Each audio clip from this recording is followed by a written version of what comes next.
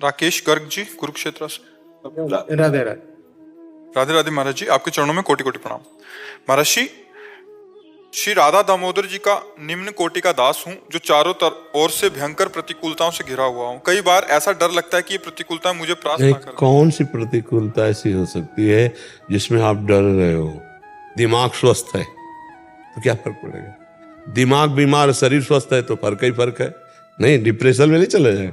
तो आप अपने दिमाग को स्वस्थ रखिए, और जहाँ श्री कृष्ण है वहाँ विपत्ति नहीं। आज के सत्संग में कहा था कि विपत्ति की पहचान क्या है? जब भगवान को भूल जाए। कहे हनुमंत विपत्ति प्रभु सोई, जब तो सुमिरन भजन न होई। अगर भजन चल रहा है, आप वैष्णव हो, आपने बताया कि राधा दामोदर जी का शरणागत हूँ, तो विश्वास करो राधा दामोदर अमंगल नहीं होने देंगे। ये विपत्तियां जो हैं वो हमारे किसी कर्मों का फल दे रहे हैं, हम उसको आनंद पूर्वक भोग रहे हैं। राधा राधा राधा, कृष्ण कृष्ण कृष्ण, जो नाम प्रिय नाम जप रहे। अगर नाम चल रहा तो कोई विपत्ति नहीं, और नाम छूट गया तो कोई संपत्ति नहीं। विपत्ति ही विपत्ति है। तो विपत्तियां घेरे जरूर आपको हैं, लेकिन विपत्तियों का प्रभाव आप पर नहीं होना चाहिए, क्योंकि आप भगवान के दास हैं। अगर उसे स्वीकार कर लेंगे तो फिर आप टूट जाएंगे। टूटना नहीं है, बहुत मजबूत रहना है।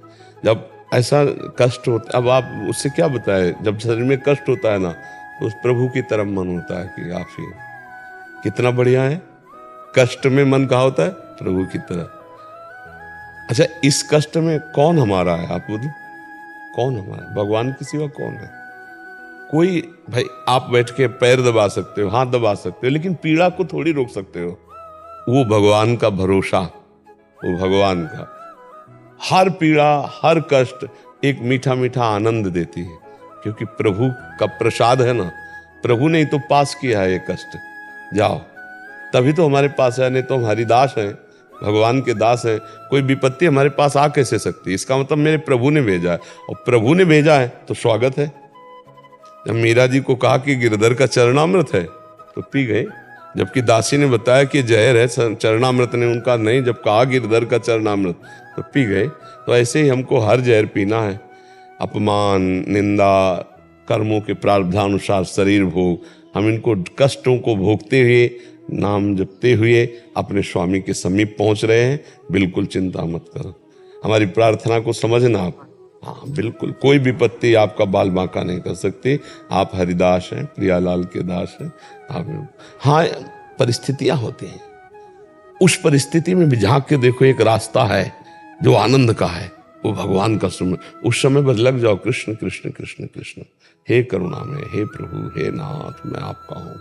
आप देख लो प्रभु, हम ये नहीं कह रहे कि हमारे कष्ट मिटा दो, लेकिन मुझे ऐसी सामर्थ्य दो कि इस कष्ट में भी मैं आपको याद कर सकूं, आपका सुमिरन कर सकूं।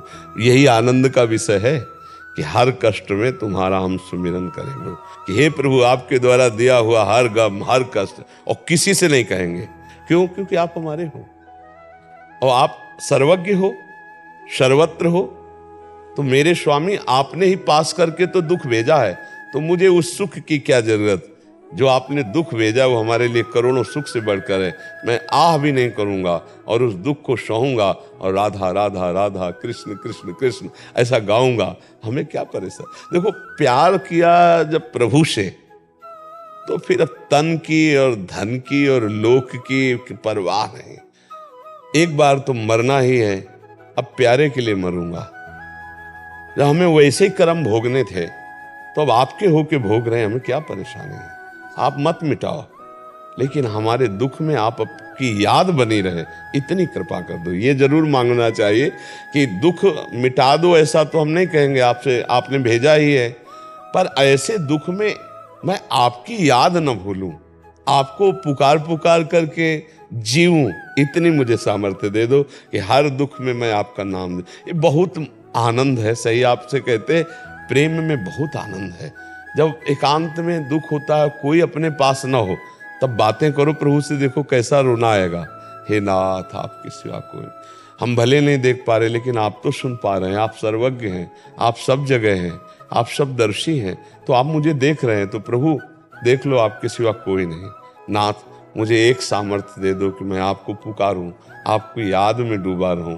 भले और चाहो तो और कष्ट दे दो, पर उस कष्ट में मैं आपको भूलूं नहीं, बस शर्त ये। और जिसको भगवान की स्मृति प्राप्त है उससे बड़ा धन्य भाग कोई नहीं है। शरीर चाहे गलित कुष्ठ से युक्त हो, लेकिन भगवत स्मृति तो आनंद रहता है। और शरीर बहुत स्वस्थ है और विषय विकार नाना प्रकार के पापाचरण, तो कभी आनंद को नहीं प्राप्त हो सकता है। आप तो भाग्यशाली हैं, आप तो भगवान की शरण में हैं। क्या विपत्ति कर लेगी? 4 दिन बाद जितनी जिंदगी है, शरीर छूटा, भगवान के धाम गए, क्योंकि भगवान के रजिस्टर्ड दास है। गुरु ने मुझे साक्षी करके दास बनाया है। जैसे आचार्य नहीं पाणी ग्रहण कराते, तो गुरु ने पाणी ग्रहण कराया है। हमारा और हमारे प्रभु का संबंध कि ये पकड़ो, ये तुम्हारा सेवक है, और देखो ये तुम्हारे स्वामी है। तो अब हमको तो पहुंचना है अपने स्वामी के पास। ऐसा सोचा करो। ये 4 दिन की यहाँ की विपत्ति, जैसे हम विदेश से अपने देश लौटना हो, वहाँ बड़ी समस्या हो, तो हम काट लेते हैं कि यार बस वो तारीख आ रही जाने वाली, बस तब लग सह लेते हैं, हमको यहाँ रहना तो है नहीं, रहना नहीं, क्योंकि देश वीराना है। तो ऐसे ही ये वीराना देश है, यहाँ तो रहना नहीं, हमें तो भगवान के पास जाना है। चलो भैया तुम्हारा मन आता है, तुम गाली दे दो, तुम्हारा मन आ रहा है, विपत्ति दे दो, जैसा है हम समय काट लेते हैं। इसके बाद आना तो आपके पास ही है गोविंद, आप किसी और कोई है ही नहीं हमारा। अब ये आनंद का जो अंदर भक्तों के रहता है ना, वो ये आनंद का विषय रहता है। इसलिए उसी को आप धारण करो, बलवान बनो, निराश उदास। कभी कोई पूछे कैसे हो, बहुत अच्छे हैं, नहीं सुना हमको, अरे नहीं, हमें हमारे ऊपर श्री कृष्ण की बहुत कृपा है। जो आए हुए प्रारब्ध के सुख दुख को भोग लेता है और हर समय भगवान की कृपा मनाता रहता है, उसको भगवान की ऐसे प्राप्ति होती है जैसे अपने बाप की प्रॉपर्टी सरकार के विधान से बेटे को प्राप्त हो जाती है। ये भागवत में लिखा हुआ है। जो अपने प्रारब्ध में आए हुए सुख दुख को भोग लेता है, हर समय भगवान की स्मृति में भगवान की कृपा मनाता रहता है, उसको परम पद की प्राप्ति ऐसे होती है जैसे पिता की संपत्ति पर स्वयं पुत्र का अधिकार हो जाता है। ऐसे भगवत प्राप्ति हो जाती है।